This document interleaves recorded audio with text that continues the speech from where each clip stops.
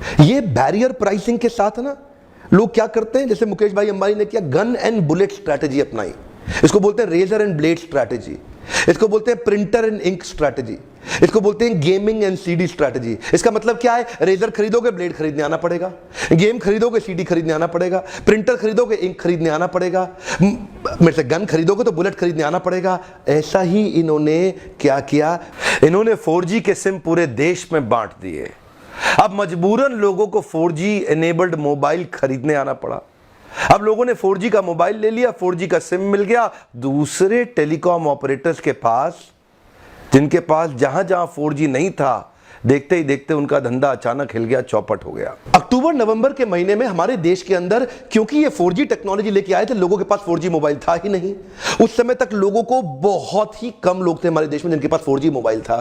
इन्होंने क्या किया, फ्री में सिम बांटने शुरू कर दिए, ले लो भाई, ले लो, सब ले लो, सब ले लो, सब ले लो। अब लोगों को क्या हुआ, भाई 4G का मोबाइल खरीद के लेके आते हैं इसी चक्कर में, क्योंकि फ्री में मिल रहा है। अरे फ्री का डेटा है, इस्तेमाल करने के लिए नया मोबाइल खरीद के लाते हैं लोग। 4G का मोबाइल लेकर के आ गए, इन्होंने सिम कार्ड दे दिया डेटा इस्तेमाल करने के लिए। अब डेटा इस्तेमाल करने की आदत लग गई हमारे देशवासियों को। जो 150वें नंबर पे था ना देश मोबाइल डेटा को इस्तेमाल करने के लिए, वो आज टॉप 10 देशों के अंदर हमारा देश भारत आ गया मोबाइल डेटा के कंजम्पशन में। अचानक जियो के आते ही डेटा कंजम्पशन पूरे देश में आग लगा दी इन्होंने। अब लोगों को आदत पड़ गई। अब क्या है जी, आपके पास सिम आ गया, डेटा आ गया, अब आप 4G इस्तेमाल करेंगे। बाकियों की ऐसी तैसी हो गई, जो 4G बड़ी लिमिटेड जगह पे हैं, और है भी तो पूरा 4G है ही नहीं।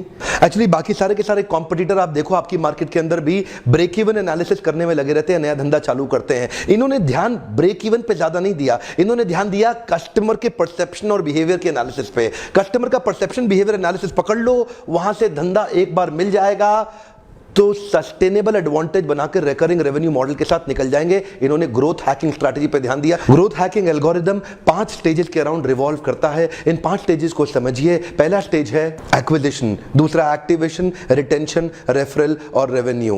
एक्विजिशन के स्टेज में मार्केट के बड़े प्लेयर जैसे कि एयरटेल, वोडाफोन, आइडिया और एयरसेल, वहां से एक्वायर किया जाए अलग अलग चैनल से सारे यूजर्स को। और activation is when the user decides to take an action and use your product. वहीं पे लोग एक्टिवेट करना शुरू करते हैं। और इधर ही थर्ड स्टेज आ जाता है जिसको बोलते हैं रिटेंशन, जिसका जियो ने बाखूबी इस्तेमाल किया। दिसंबर में अनाउंस कर दिया extending of the free package till March 2017, जिसको बोला गया happy new year plan. Honeymoon period को एक्सटेंड कर देने से ये केक के ऊपर चेरी की तरह हुआ। और इसी के साथ रिलायंस जियो पहली ऑर्गेनाइजेशन बन गई जिसने 6 महीने तक free unlimited data call roaming services दी।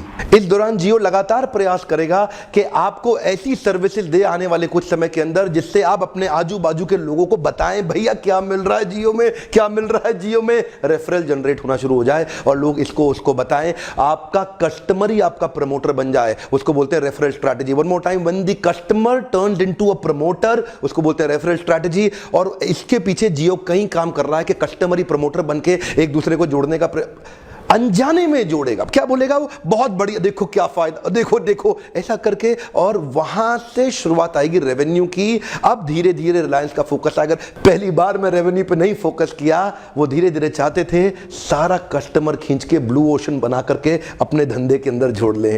जाहिर सी बात है बाकी टेलीकॉम ऑपरेटर इस समय परेशान हो रहे होंगे, उन घबराहट के मारे अलग अलग चीजें। तो इस समय पहला चीज जो एयरटेल और वोडाफोन ट्राई करेंगे वो है customer retention pricing packages. Customer retention pricing packages में अभी वो आने वाली पैकेजेस के अंदर एक ऐसा भी पैकेज लेके आ रहे हैं जिसमें आप 2 साल का एयरटेल का नेटवर्क ले लो, वो आपको 4G वोल्टे फोन साथ में फ्री देंगे। कहीं इंडियन मोबाइल मैन्युफैक्चरर से उनकी बातचीत भी चल रही है, जैसे इंटेक्स, लावा या माइक्रोमैक्स, जिसमें वो आपको साथ में 4G वोल्टे फोन भी फ्री देने को तैयार है अगर आप 2 साल का एयरटेल का सब्सक्रिप्शन ले लें। एयरटेल का यूजर बेस तो वैसे अभी भी बड़ा है रिलायंस जियो से, पर मामला इस समय करो और मरो का हो गया, क्योंकि जियो कंटिन्यूअस इंप्रूवमेंट पे काम कर रहा है। आज तक जितना पैसा पिछले 20 साल के अंदर सारे टेलीकॉम ऑपरेटर्स ने मिला के नहीं लगाया, उतना जियो ने अकेले पिछले 2 साल के अंदर लगा दिया है। हालांकि जियो की करंट टेक्नोलॉजी 5G रेडी है, फिर भी रिलायंस जियो को अपने नेटवर्क पे अभी भी बहुत काम करना बाकी है। उनको अभी भी अपने नेटवर्क्स को बहुत इंप्रूवमेंट करना बाकी है,